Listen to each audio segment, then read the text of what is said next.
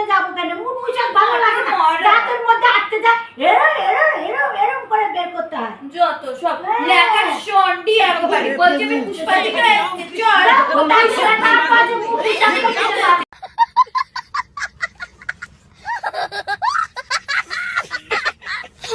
তো ফ্রেন্ডস, ভিডিওটা কেমন হয়েছে আমি জানি না। ভিডিওটা যদি ভালো লাগে তাহলে আপনারা দেখবেন, আর প্লিজ আপনারা দেখুন ভিডিওটা, আর লাইক শেয়ার সাবস্ক্রাইবারটাও করুন।